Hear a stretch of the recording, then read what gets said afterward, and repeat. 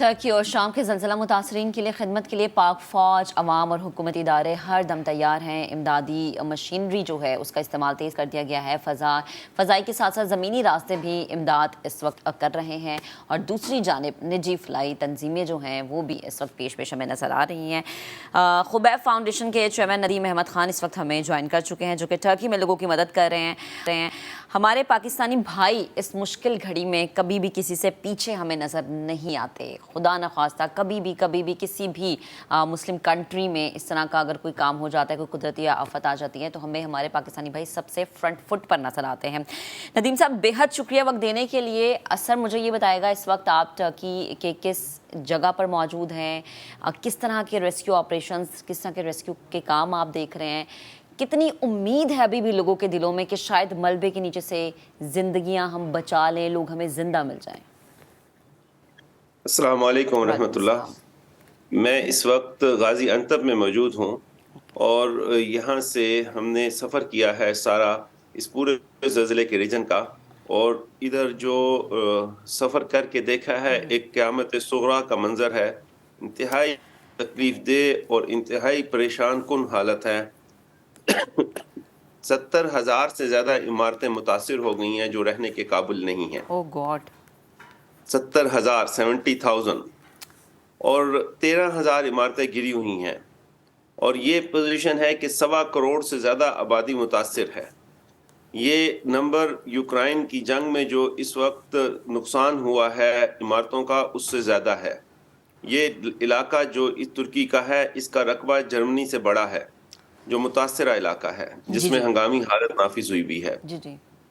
अगर इसमें हालात देखें तो रेस्क्यू ऑपरेशन बहुत तेज़ी से जारी है, जिसपे कि तुर्की की हुकूमत, तुर्की के इदारों में आफात का इदारा है जो आफत ज़दा मसाइल को देखता है, और इसी तरीके से रेड क्रिसेंट है इनकी, और इनके मुख्तलिफ इदारे हैं। वो हमारे पार्टनर ऑर्गेनाइजेशंस के साथ मिल के, तुर्की की लोकल बड़ी NGOs हैं जिनके साथ मिल के IHH ये काम कर रहे हैं, और फिर पूरी दुनिया से जो रेस्क्यू टीमें आई हुई हैं वो काम कर रही हैं। पाकिस्तान आर्मी की टीम आई हुई है, 11122 की टीम आई हुई है। इसी तरीके से हमारे वॉलंटियर्स काम कर रहे हैं, मुख्तलिफ और NGOs के लोग आए हुए हैं, और बहुत एग्रेसिवली काम हो रहा है। खुबैब फाउंडेशन की टीम दूसरे दिन से यहाँ पर लगी हुई है काम में। मैं कल जिस इलाके में मैंने विजिट किया है वो एपी सेंटर था। ये हमारे जो गाजी अंतब में मैं इस वक्त बैठा हुआ हूँ, गाजी अंतब से कहरमान मराश जो 2 शहर हैं, इन दोनों के दरमियान में एक जगह है पजारलिक। पजारलिक जो है एपी सेंटर था ज़लज़ले का, और आप अंदाजा नहीं कर सकते कि डिस्ट्रक्शन का क्या हाल है। इमारतें ज़मीन बोस हुई हुई हैं, और रेस्क्यू ऑपरेशन में अभी भी लोग बैठकर मुआवजे के इंतज़ार में हैं, और मुआवजे हो रहे हैं। अजीब व गरीब मामला है अल्लाह की तरफ से कि इंसान की जान बच रही है। कई लोग हैं जो जिंदा निकल रहे हैं, खास तौर पे बच्चे बहुत निकल रहे हैं जो जिंदा, और उनके लिए कोशिश जारी है।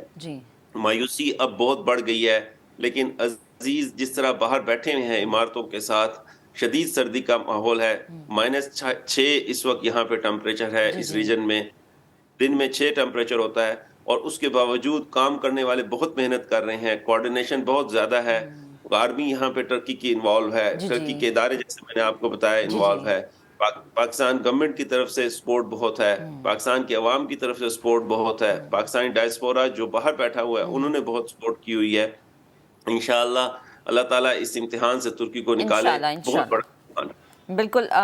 सर, जैसे आपने रेस्क्यू 1122 का जिक्र किया, हमारे जो फ़ौजी भाई हैं, फिर फलाही तंजीमें जैसे आप लोगों की भी तंजीम है, सर बड़ा हमें फ़ख्र महसूस होता है कि हम इस तरह की कुदरती आफत में अपने भाइयों के हमरा खड़े हैं, लेकिन उसी लम्हे हमें ये दुख भी होता है, हमें ये अफसोस भी होता है कि हमारे भाई इतनी मुश्किल घड़ी से गुजर रहे हैं। और जैसे आपने मौसम की शिद्दत का जिक्र किया, वो जो सख्ती झेल रहे हैं इस वक्त, खुले आसमान तले बैठे हैं, यकीनन अब हम ये तो नहीं कह सकते कि मदद के मुंतज़िर है, क्योंकि हर तरफ से लोगों ने उन्हें हम ये कह लेंगे कि घेर लिया है, बाहों में ले लिया है। मुझे सर ये बताएं कि लोगों का रवैया, क्योंकि मैंने सोशल मीडिया पे भी बहुत सारी वीडियोस देखी कि लोग जो हैं वो शेल्टर होम में जाने से घबरा रहे हैं, किसी छत के नीचे वो पनाह नहीं लेना चाह रहे। तो लोगों का जो रवैया, जो उनके तासुरात हैं, वो आपने किस तरह के देखे?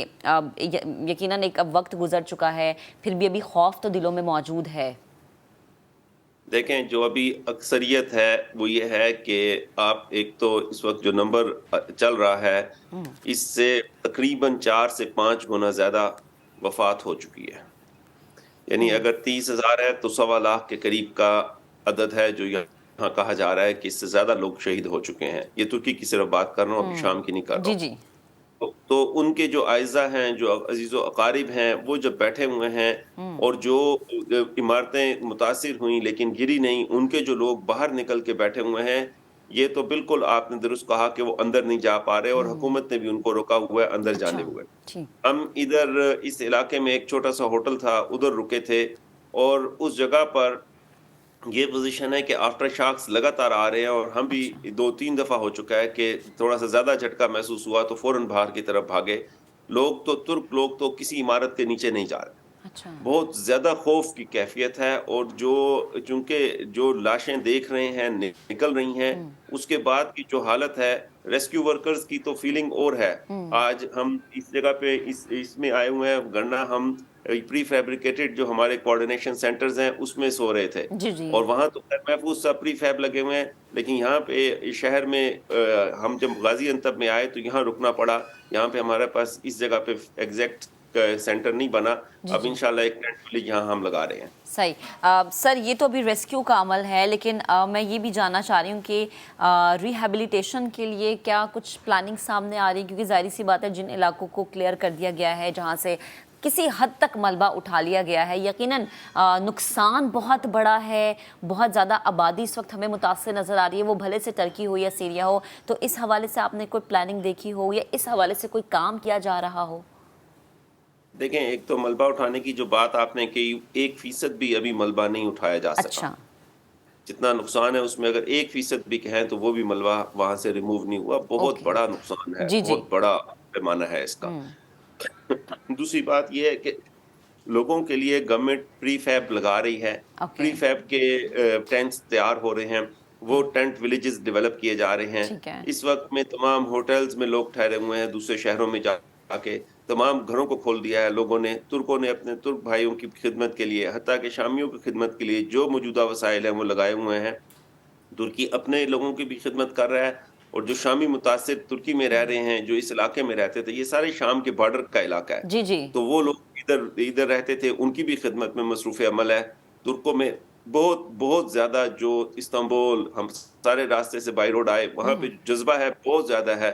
سینکڑوں کی تعداد میں کنٹینرز آ رہے ہیں خدمت کے لیے، ریلیف آ رہا ہے اور لوگ بہت زیادہ موٹیویٹڈ ہیں. لیکن گورنمنٹ بڑی منظم طریقے سے اس کو آرگنائز کر کے اس کو ڈیلیور کر رہی ہے.